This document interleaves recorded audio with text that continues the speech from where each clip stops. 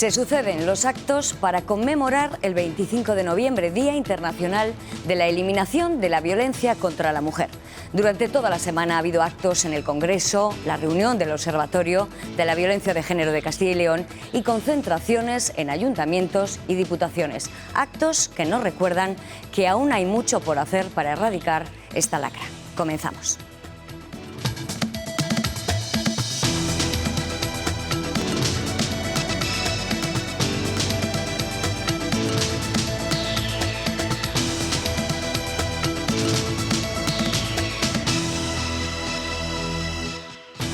¿Qué tal, señores? Bienvenidos a una nueva entrega de Espacio Abierto. Hoy recordamos que este 2023 se ha cobrado 52 víctimas mortales en España, la violencia contra la mujer. 4 en Castilla y León, una de ellas, una menor. Se rompe así una tendencia a la baja de los últimos años que nos devuelve a una realidad difícil de digerir, una dura situación que invita a la reflexión. Hoy lo vamos a hacer en Espacio Abierto, con quienes ya nos acompañan. Están con nosotros Jessica Martínez, coordinadora de las unidades de violencia contra la mujer en Castilla y León, María José Chica, jefa del Servicio de Atención a Víctimas de Violencia de Género de la Consejería de Familia de la Junta de Castilla y León, y Luis Antonio Calvo, abogado de la Asociación Clara Campoamor. Bienvenidos a los tres. Muchísimas gracias por compartir este rato con nosotros aquí en Espacio Abierto en Castilla y León Televisión. Bueno, antes de empezar a entrar en materia, me gustaría poner datos, poner más cifras a esta realidad, a esta violencia contra las mujeres a través del trabajo de nuestra compañera Leticia Sánchez. En Castilla y León hay a día de hoy casi 4.000 mujeres en el sistema de seguimiento integral de atención a las víctimas de violencia de género. 4.000 mujeres con un caso activo y, por tanto, con algún tipo de protección. De esos casos, 1.546 están considerados de especial relevancia. Son aquellos con más probabilidad de que el agresor ejerza violencia muy grave o letal sobre la víctima. Y en esa situación están 186 menores.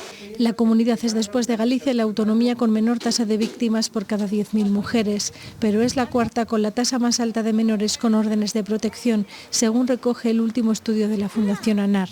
En lo que va de año se han registrado en la comunidad 3.191 denuncias, son un 20% más que el año pasado. En España, en 2022, hubo 180.000, casi 500 por día, según datos del Consejo General del Poder Judicial.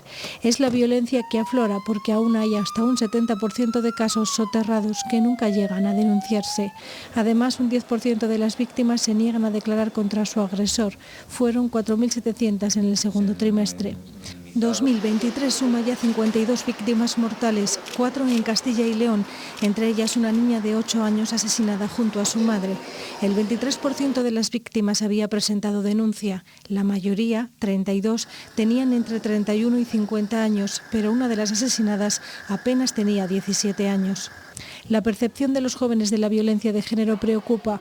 Un 20% de los hombres jóvenes cree que la violencia de género es un invento ideológico y un 15% no ve problemática la violencia si es de baja intensidad, según un estudio de 2021 del Centro Reina Sofía sobre adolescencia y juventud. El 21% de los jóvenes cree además que controlar el móvil no es una forma de ejercer violencia. Desde 2003, primer año de registro de la violencia de género, 1.237 mujeres han sido asesinadas y en los últimos 16 años 1.200.000 han pedido ayuda en el teléfono 016. Bueno, son esas cifras que nunca querríamos pronunciar, pero ahí están. Es verdad que queda mucho por hacer, nunca es suficiente. Estamos en una semana especial porque precisamente también hay nueva ministra del ramo, hay una nueva ministra de Igualdad que precisamente es castellana y leonesa. Yo no sé, desde vuestras responsabilidades, ¿qué esperáis de la nueva ministra de Igualdad, de esta nueva gestión que se emprende después de la etapa Irene Montero? Bueno, pues yo espero imaginación y bueno, hemos estado hablando que desde el año 2023 nos hemos encontrado una barbaridad de víctimas.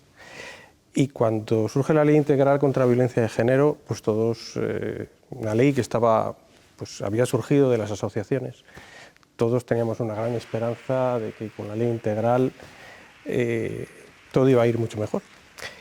Y sí que es verdad que han mejorado muchísimas cosas. La percepción de la sociedad de la violencia de género ha cambiado absolutamente, no tiene nada que ver. tenga que ver la España del año 2000 con la España del año 2023 en cuanto a la violencia de género. Y no digamos nada en los años 90. Pero sí que es verdad que nos encontramos con que el número de víctimas mortales no ha desaparecido y que las agresiones a mujeres están en números muy parecidos. Teníamos muchísima esperanza en que la intervención en la educación iba a ser fundamental y nos hemos encontrado con que los jóvenes están reproduciendo, incluso de una manera peor que en aquellos años, esta cosificación, ese maltrato hacia las mujeres. Por eso yo creo que llega el momento de reflexionar, de sentarse, de hablar con todos los que intervienen en este mundo, todos los que luchamos contra la violencia contra la mujer y poner soluciones imaginativas. Quizás una reformulación de aquella antigua ley, ahora ya antigua. La ley no es mala, hay que llevarla a la práctica. Desde las administraciones. La práctica. No sé qué pensáis vosotras, pero vamos, Yo espero colaboración y coordinación. Siendo de Castilla y León, que se base en las comunidades autónomas, concretamente en la nuestra, que cuenta con un modelo de atención que referencia a nivel nacional y que comentábamos antes que sobre todo su punto fuerte es la coordinación y la colaboración. Si queremos hablar de una atención integral a víctimas, no sobra nadie, es decir, tiene que ser una intervención multidisciplinar, con profesionales que de distintos ámbitos intervienen o actúen con esa víctima. Trabajadoras sociales, profesionales de la abogacía, de la psicología, fuerzas y cuerpos de seguridad, sanitarios, educación, justicia, todos son necesarios. Y si queremos seguir avanzando es necesario la coordinación y la colaboración entre profesionales. Entonces esperamos que se base, aquí nos tiene, a Castilla y León.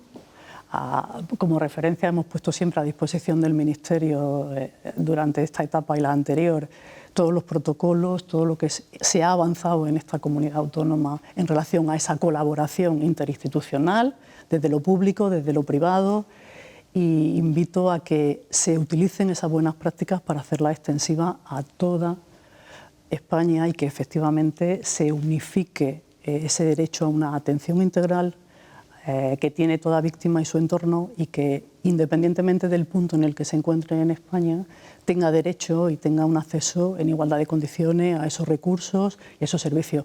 Hay mucho y muy bueno hecho en España y es bueno que desde el Ministerio se apoye en aquellas administraciones competentes, como son las comunidades autónomas, las corporaciones locales, que tienen mucha trayectoria, tienen muy buenos profesionales y es bueno que se exporten esas buenas prácticas. Claro que sí. Y si me perdonan un segundo, ya interrumpo, para empezar, la Ley Integral de Castilla y León de protección a la mujer es mejor que la ley nacional. Es una ley posterior, pionera. Ha avanzado en muchísimos aspectos y podría ser un referente a la hora de hacer una modificación de la ley nacional. Es que yo creo además que, o lo que me gustaría, una línea que estamos trabajando en los últimos años, justamente es el avanzar hacia todas las formas de violencia contra las mujeres, ¿no? Como que cuando hablamos del 25 de noviembre ya no es solo hablar de la violencia de género según la ley 1/2004, sino hablamos también de violencia sexual, hablamos de trata de mujeres con fines de explotación sexual, es decir, que sigamos como un poco en la idea de ampliar ese concepto de violencia al Convenio de Estambul o al que contempla igualmente la ley autonómica, de hablar de todas las formas de violencia, ¿no? Que cuando hablamos de eliminar, hablamos no solo la violencia de género dentro de la pareja, sino el poder trabajar en todas las formas de violencia que también quedan un poco fuera de estos datos, ¿no? Pero que también son abrumantes y cada vez que ponemos datos encima de la mesa realmente todo el mundo se siente un poco abrumado. Mi experiencia también con eso es, yo cuando intento dar charlas, bien sea formación o bien sea en los centros educativos, siempre me gusta trabajar con datos, ¿no? Y es cierto que cuando pones los datos objetivos encima de la mesa, todo el mundo entiende que realmente es un problema. Es decir, cuando conocemos la realidad y conocemos los datos objetivos, nadie se pone de perfil en la lucha. Entonces, continuar un poco en el cumplimiento de la ampliación. Y en relación, como decía María José, de hecho hay un informe del GREVIO, del Grupo de Expertos de Violencia de Género a nivel europeo, que señala que efectivamente España tiene una red de recursos de atención a víctimas de violencia de género muy destacable, pero es verdad que faltan recursos de atención específicos para otras formas de violencia, ¿no? Entonces, ojalá sigamos avanzando en esa línea de crear nuevos espacios o recursos o formas de trabajar o de coordinarnos para atender todas las violencias. Yo es vamos, lo que me gustaría o un poco lo que observamos en estos años del avance más destacable. Y llevamos pocos minutos y se han mencionado esas 52 víctimas, 4 de ellas en Castilla y León, hablamos de esa menor. Después de tantos años de experiencia, de tantas herramientas puestas a disposición de precisamente erradicar esta lacra, ¿qué es lo que ha fallado? ¿Qué está fallando para que muchos años después todavía sigamos en estas cifras que nos remontan al año 2007, que fue el pico más alto? La realidad es que el número, sí que ha habido un par de años buenos, mejores, hacia atrás, los 2 últimos, pero sí que es cierto que si miramos la estadística general, prácticamente nos movemos en el mismo número, con lo cual algo no está funcionando. Y sobre todo no está funcionando una cosa, no puede ser nunca que una mujer que haya denunciado acabe muerta.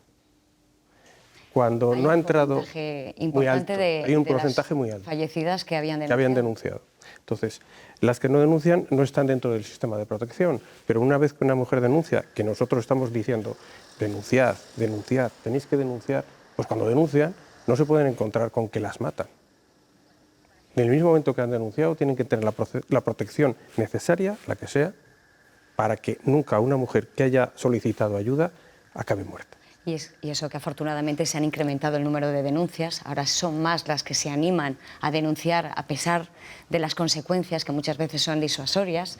Sí. Lo que hay que hacer es agilizar los plazos, ¿no? En cuanto una mujer tiene claro que quiere denunciar, que sea lo más rápido posible todo el proceso, entiendo, ¿no? Sí, más rápido el proceso, pero también hay que hacer una buena valoración del riesgo de esa mujer.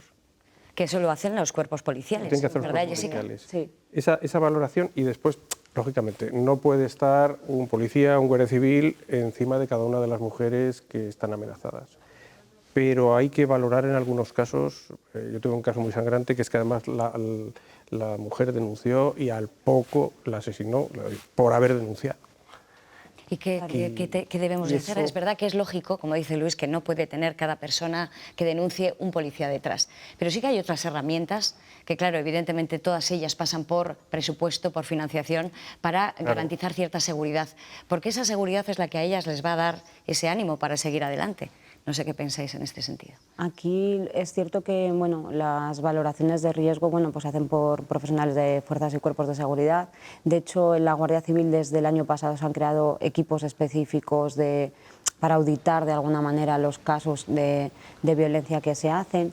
Y además, aquí sí que yo añadiría que desde el año 2021 tenemos un protocolo de coordinación entre la Delegación del Gobierno y la Junta de Castilla y León para el seguimiento de los casos más graves. Este protocolo de alguna manera unió, y hablábamos María José y yo al principio, que es como, para mí es el gran avance que hemos hecho en Castilla y León, el hecho de que cuando se detecte en función de un nivel de riesgo alto, las administraciones estemos también un poco pendientes de esos casos. Desde nuestra parte, pues derivar los casos a servicios sociales y, por supuesto, la disposición desde la Junta de Castilla y León para poder atender también o estar más cerca de esas víctimas o ofrecer esos recursos. Pero también a mí, ahí lo que me preocupa cuando hablamos de los datos, es cierto que ese 20% hay que evaluar, hay que ver qué sucedió. De hecho, cada vez que hay una víctima mortal, se hacen comisiones de seguimiento a nivel de las subdelegaciones de gobierno, ¿eh? Eso se hace, es decir, cada vez que hay una víctima mortal, nos reunimos todos los profesionales que han trabajado con la víctima para ver de alguna manera, no que falló, ¿no? Porque lamentablemente no se puede volver atrás, pero bueno, de alguna manera ver en qué podíamos igual haber actuado de alguna manera mejor con esta víctima para que no vuelva a suceder. Pero yo también me voy a la otra parte, y es cómo puede ser que después de casi 20 años de una ley integral de violencia de género, cuando desde las administraciones nos cansamos de indicar a las mujeres que denuncien, aún nos encontramos que casi el 80% de las víctimas mortales no denuncian, ¿no? Y a mí eso es lo que realmente me preocupa y me interesa a la vez, en el sentido de qué está sucediendo realmente para que las mujeres no acudan a denunciar, ¿no? ¿Es porque no confían en el sistema? ¿Es porque no saben dónde tienen que acudir? ¿Es por miedo? Cierto es también, y con eso trabajamos y trabajan fuerzas y cuerpos de seguridad, que el momento de interponer una denuncia es el momento de mayor riesgo. Y eso tenemos que asumirlo también, el momento en que una mujer decide terminar o abandonar el domicilio o poner una denuncia. Entonces ahí sí que hay que tener, obviamente, atender muy bien cada caso para poder sostener de alguna manera el riesgo que supone directamente interponer a una denuncia. Pero sí que en algún momento me gustaría como poder hacer la valoración de qué es lo que realmente sucede, ¿no? O cuál es el miedo, aunque también con eso me planteo, si a la ciudadanía en general le cuesta ir a poner una denuncia, ¿no? A cualquiera de nosotros cuando nos sucede una cosa leve, no me apetece, ya iré, no es para tanto. Estamos pidiendo a mujeres que están muy vulnerables y en situaciones muy graves que acudan además a poner una denuncia a su marido, a su pareja, al padre de sus hijos. Supongo que aquí tiene una carga importante, claro. Te encuentras una cosa, normalmente, en prácticamente todos los casos, las víctimas que son víctimas de asesinato, de homicidio, que mueren, las agresiones que han tenido son graves. Y lo que te encuentras, o lo que me he encontrado yo en mi experiencia, es que muchas veces ellas interiorizan esa situación, consideran que es normal, sí, claro, y que tienen que soportarla. Y no, yo creo que cuando se ven los llamamientos desde los medios de comunicación, cuando todos decimos hay que denunciar, ellas no consideran que están en ese caso. Yeah. Eso no la pasa a ella. Eso pasa menos, digamos, que con agresiones más livianas, porque no existe esa valoración interna de que es algo que tú tienes que soportar. Precisamente recibes la primera agresión o la segunda e inmediatamente reaccionas, pero cuando has estado soportando durante años, años y años, consideras que no te están haciendo nada malo. Tiene que haber algo que salte. Claro, algo que salte. María José, me imagino que tengas experiencia respecto a estas cuestiones de las que deciden acercarse a los CEAS, a los lugares. Es interesante, como decía al principio, decir, no es un problema fácil de resolver, si no estaría resuelto. Es un poliedro donde se ven, hay un entramado, una madeja de dependencia emocionales, económicas. Muchas veces, y como decía Luis Antonio, si nos vamos al medio rural, a núcleos muy pequeños, a mujeres de avanzada edad, que llevan toda la vida soportando ese tipo de violencia, y son los casos más complejos con los que nos enfrentamos ante una situación así. Por vergüenza, por educación, porque efectivamente el que dirán, porque es conocido, el agresor, ella, por los hijos muchas veces, es decir, una mujer de 80 años que lleva toda la vida sufriendo esa violencia, tiene unos hijos adultos que muchas veces no quieren que se presente denuncia, no quieren acusar al padre. Es decir, hay muchos elementos que se entremezclan. Por eso es interesante, efectivamente, cuanto más protegida esté la mujer, y como bien decía, es labor de fuerza y cuerpos de seguridad la integridad física, la protección de una mujer, pero también es muy importante el acompañamiento profesional para preparar a esa mujer a ese momento. Lo que le espera, no nos engañemos, no creo que no se nos oculta a ninguno, no es fácil. Y tiene que estar preparada psicológicamente. Si ha pasado una situación así, el trauma muchas veces es de un calado importante. Hay que ayudarla, acompañarla psicológicamente. El 100% de los casos que acuden a servicios sociales necesitan apoyo psicológico, continuado en el tiempo. En el caso de agresiones muy graves, se presta un servicio indefinido, sine die, hasta que se necesite. También es necesario que estén asesoradas jurídicamente de todo lo que le acompaña. Por eso, el acompañamiento profesional desde esas múltiples facetas para prepararlas para la denuncia es importante. También me gustaría apuntar, porque siempre andamos con los datos, cuando suben o bajan las denuncias, no siempre quiere decir, la pregunta siempre, ¿hay más violencia porque haya más denuncias?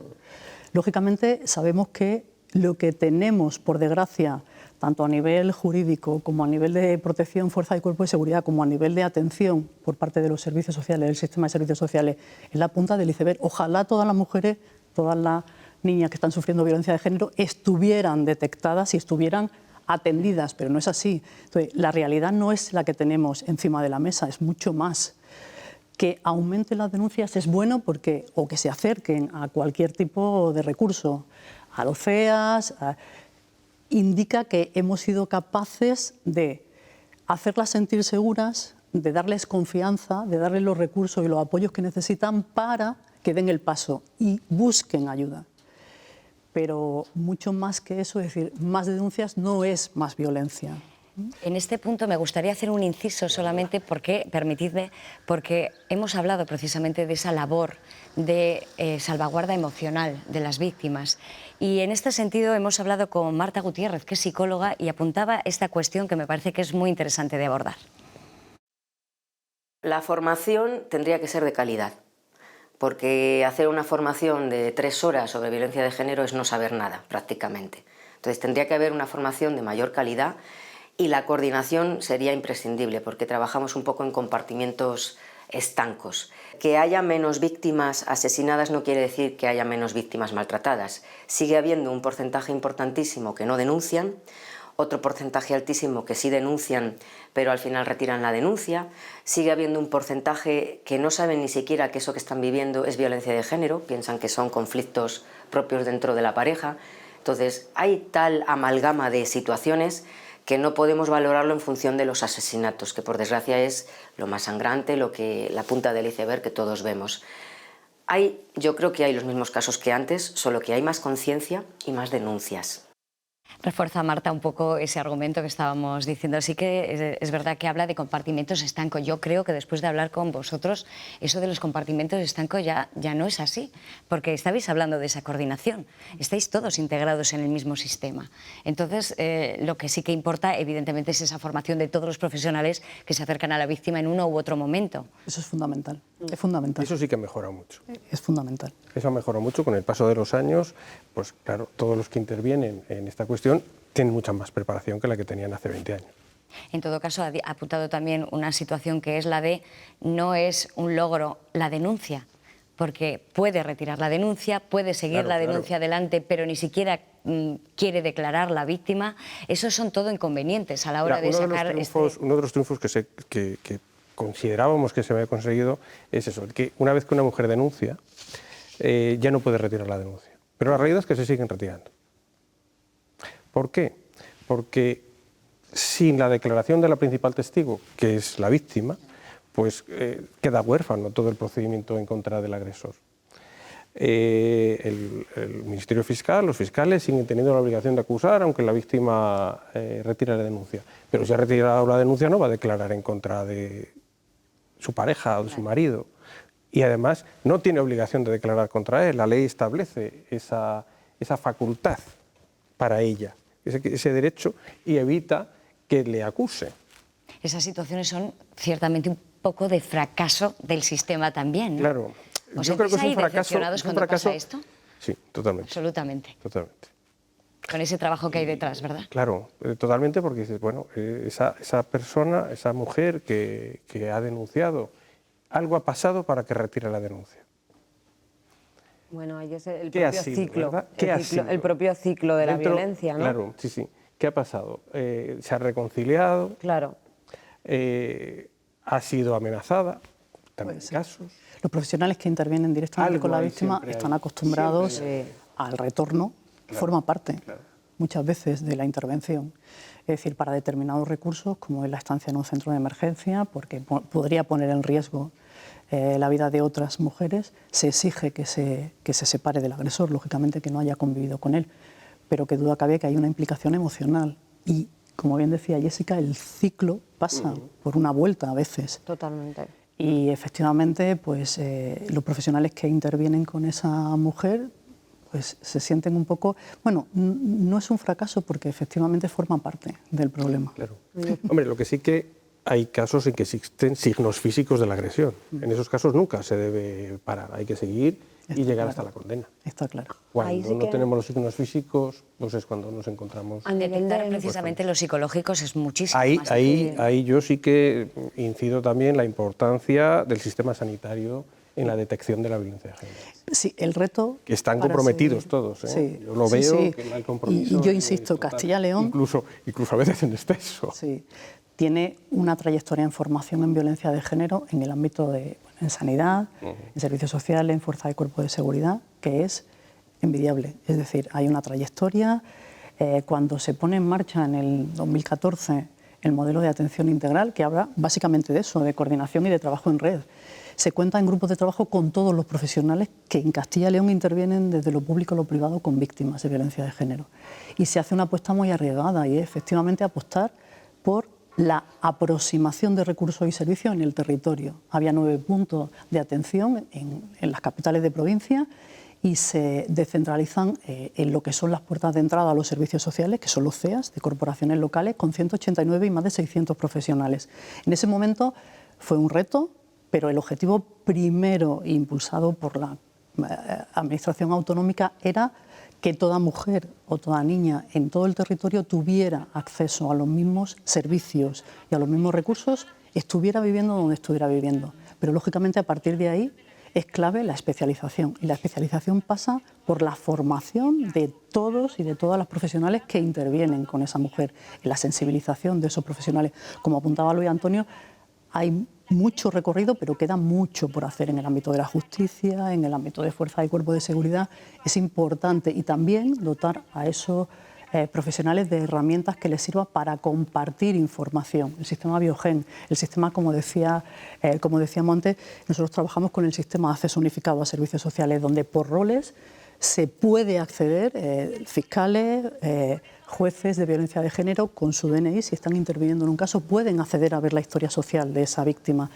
Las unidades de la subdelegación también tienen acceso a ello. Es fundamental la conexión entre los sistemas. Lógicamente, como bien apuntaba Antonio, cuando la violencia es muy grave y hay consecuencias físicas, la entrada es por una urgencia hospitalaria.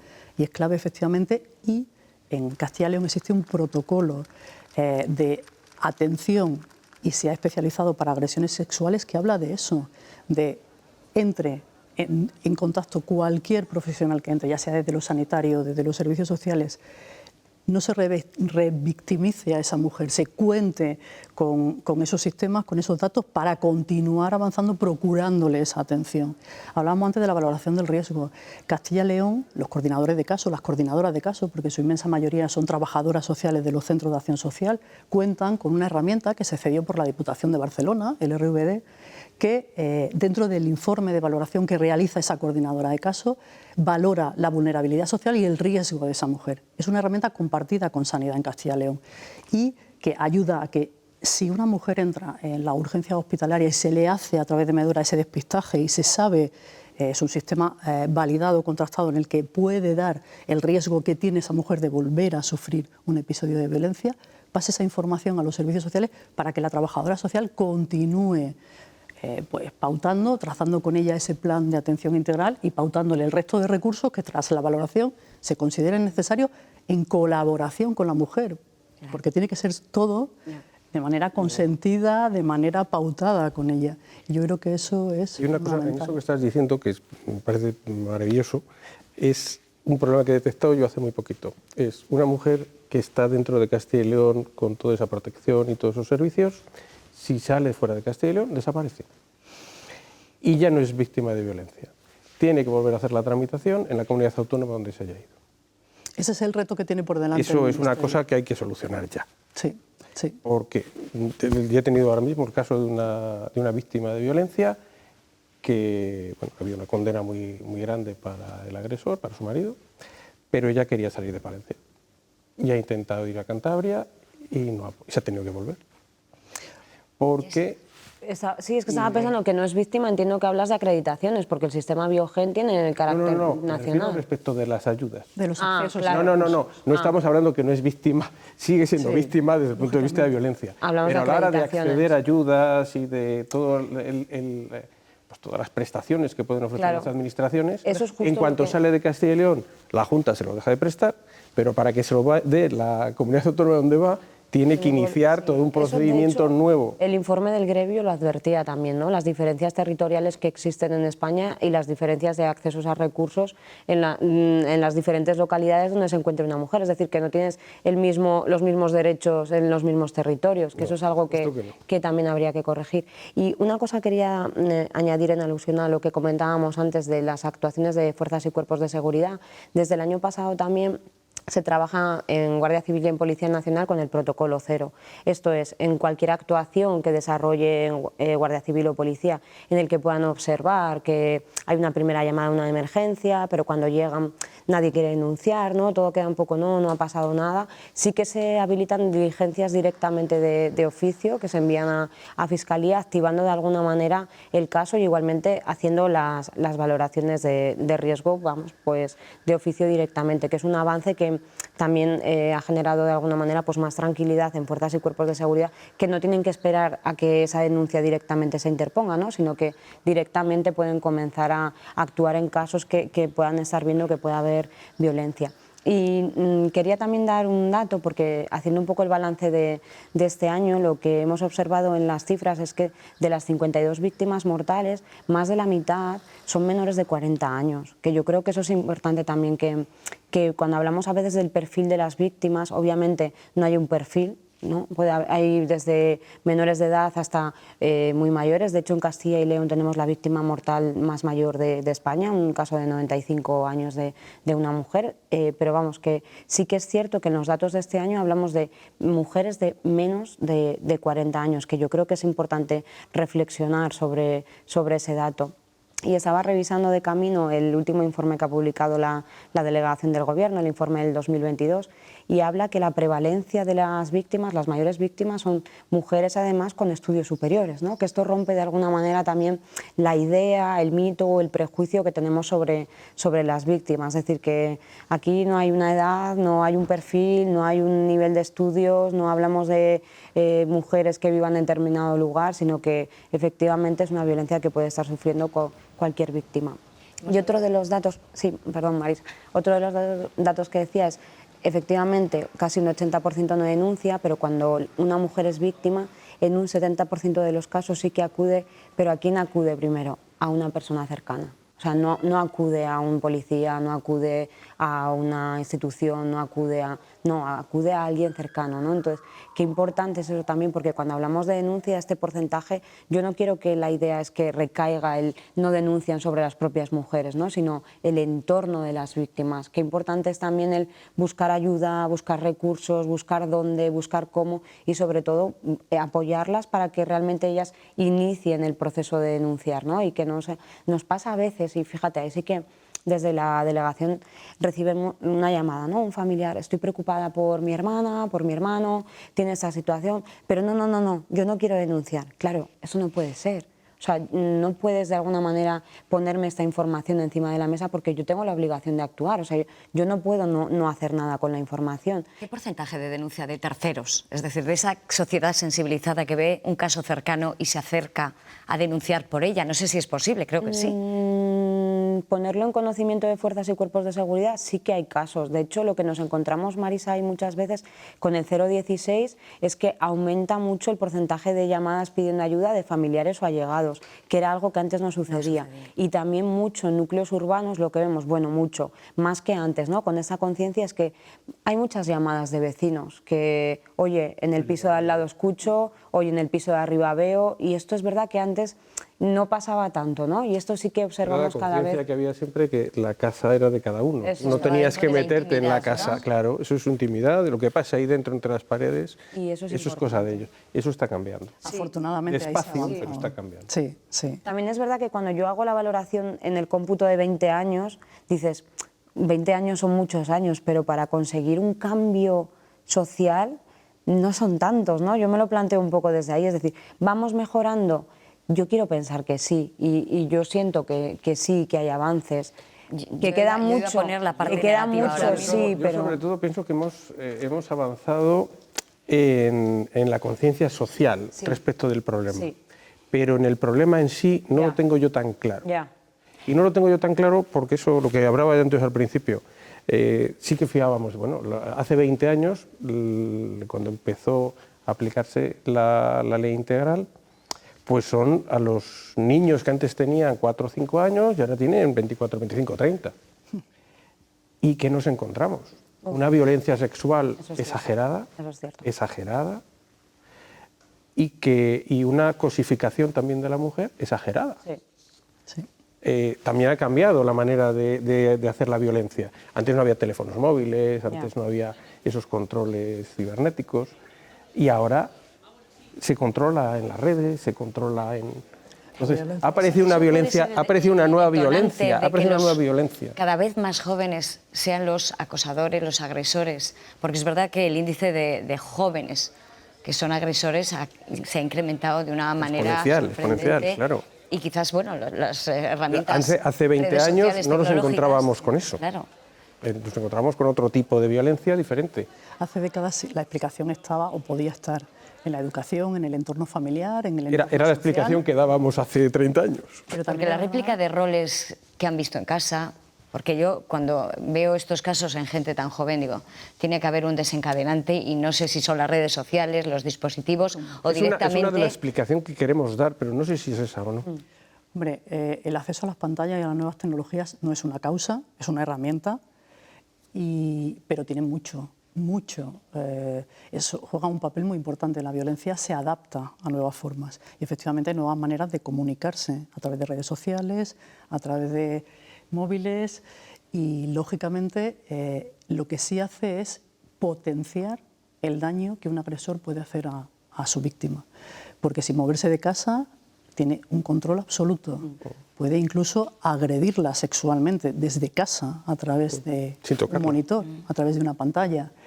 El control a través de un móvil es prácticamente absoluto. Es decir, exponencialmente multiplica el daño que se le puede hacer, que puede hacer un agresor a su víctima. Y lógicamente eso tiene mucho que decir. Claro. No es la causa, lógicamente las nuevas tecnologías no pueden ser la causa. No es la causa, pero pero efectivamente multiplica ese daño. Y como apuntabais, la violencia se va adaptando.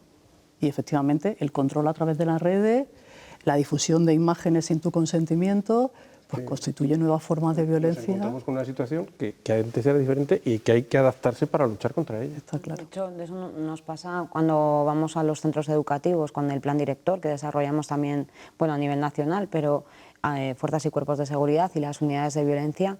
Es sorprendente los discursos en los jóvenes, y raro es el día que no haces una charla sobre violencia y siempre alguna chica se queda diciendo, yo no sabía que esto era violencia, ¿no? Cuando les hablas sobre todo del control y los celos, o sea, ves las caras en los jóvenes, ves como que alguien le está diciendo que efectivamente siempre hay alguien que conoce en su ámbito cercano alguna relación en la que ya son conocedores de situaciones de violencia.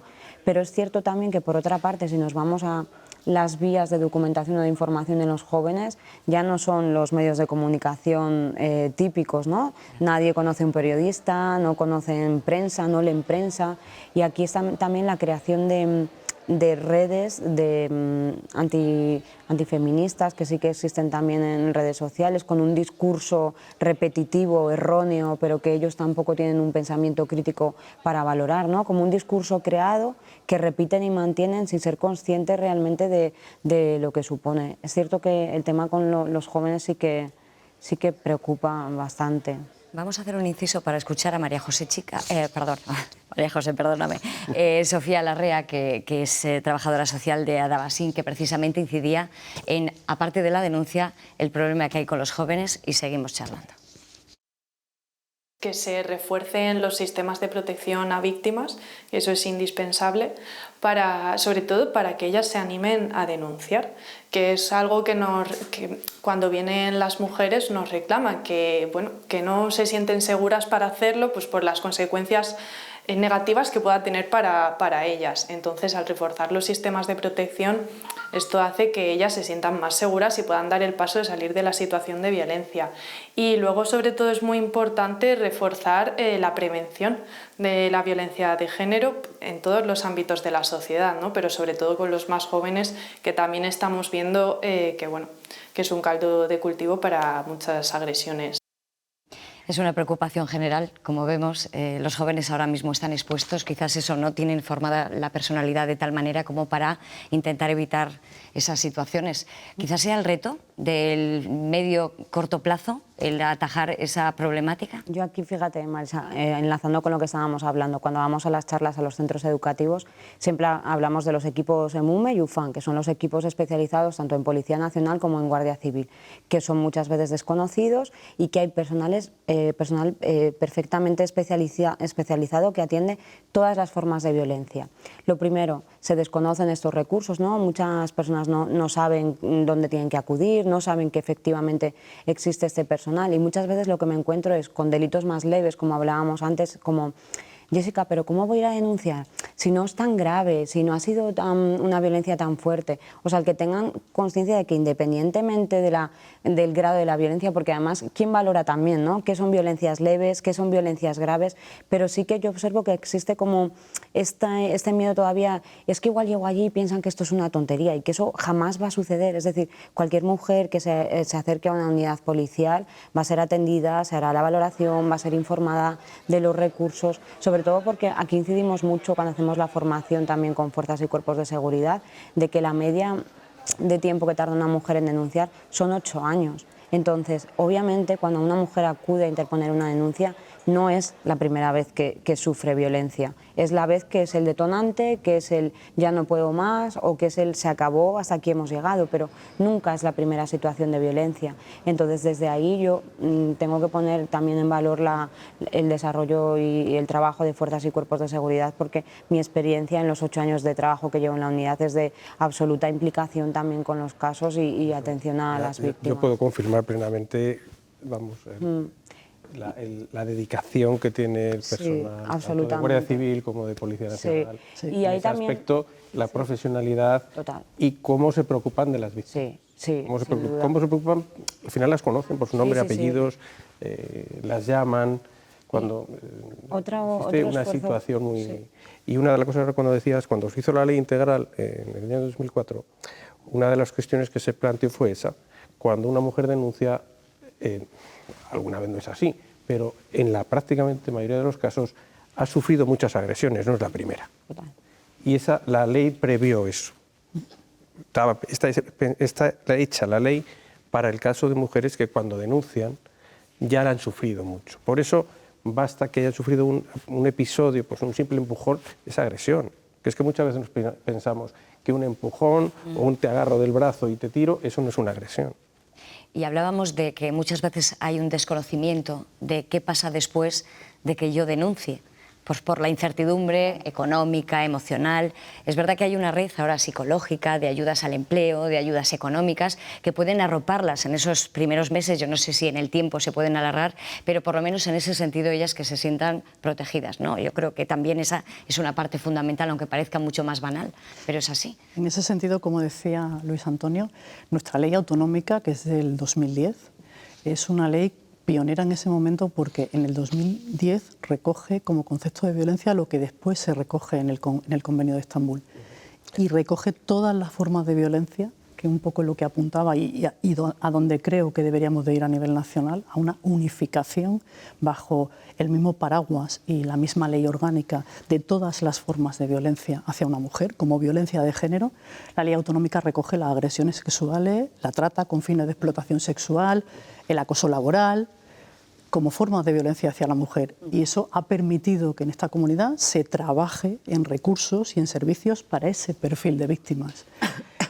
Un poco ahondando en lo que decías, esa ley, no solamente la bondad de esa ley 13 no solamente está en el concepto, sino en que reconoce como víctimas a todas las personas dependientes de la mujer también, mayores y menores de edad, y reconoce el derecho a una atención integral a todas esas víctimas. Recoge la ley la red de atención. La red de atención autonómica, que tiene, y si queréis ahora lo vemos, 3 grandes bloques de recursos o de servicios. Vamos a hacer ahora mismo una pausa, porque si no tenemos un problema, una pequeña pausa, y retomamos para hablar de esta cuestión y también, que creo que es importante, de los menores, de la violencia vicaria y de cómo padecen los menores. Vamos a hacer esa pequeña pausa, volvemos y enseguida retomamos esta conversación.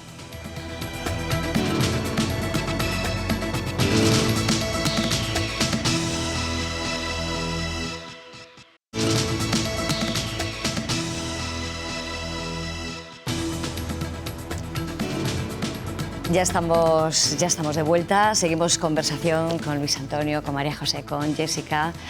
Apuntabas esos recursos que las administraciones dotan a la víctima y enseguida, pues una vez que me digas qué tres patas tenemos que ahondar ahí, hablamos de los menores, si os parece. Perfecto, pues una pincelada.